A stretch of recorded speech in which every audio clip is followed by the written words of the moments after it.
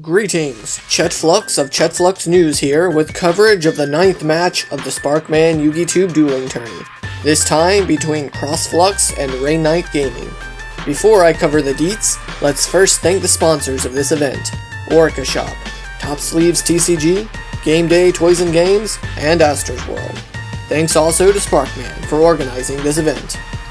CrossFlux has continued to lose duel after duel. Will this be the week in which he proves his mettle as a duelist? Today we see him deviating from his precious waifus in favor of a more monstrous lineup.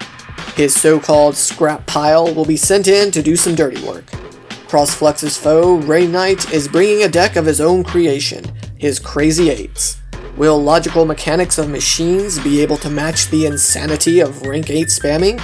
Let's find out. Opting to go first, Rainnite sets up his field spell, the magnificent Golden Castle of Stromberg. CrossFlux should be thankful it's not some other golden card instead. CrossFlux has few interruptions, but ends up not needing any, as Rainnite ends his turn with the modest Hextrude. CrossFlux then begins his turn and shows what a pile deck can do, which is take up a lot of time. He summons a bunch of stuff, dumps things with his scrap recycler, abuses his scrap golem since it doesn't have a hard once per turn clause in its effect, and ends up making a bunch of link monsters. Once he clears Hextrude with Lib's effect, CrossFlux has more than enough damage on board, so Rainnite throws up the GG, ending game 1. Seeing how much of a combo deck CrossFlux's junk heap is, Rainnite makes the smart decision to force him to go first. CrossFlux goes through some combos, but doesn't have enough experience with this complicated deck to know how to set up a board with negations. Perhaps he could have ended on a stronger board, but he simply ends on a Saryuja and 2 back row. Passing it over to Rainnite, CrossFlux immediately realizes just how dangerous his opponent is. Spewing forth tons of high-level monsters, Rainnite is able to form Draglubion and perform the Numeron Dragon OTK. Flashbacks of his duel against Temple of the Black Lotus ensues. Game 3 proceeds, and this one's worth all the star chips. Rainnite is forced to go first, and doesn't do much, except, drop a D-shifter.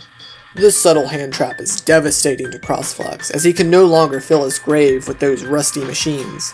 He's forced to exhaust some resources into putting up an Appaloosa, in the hopes that he can stall out Rainnite's next turn. Rainnite isn't able to do too much, so CrossFlux tries to get his combo started with another recycler. This time an Imperm slams the emergency shutdown button on this machine. Still not able to fill his grave, CrossFlux clears Rainnite's monster and sinks in a bit of damage before throwing it back over. This next turn is a big swing in Rainnite's favor.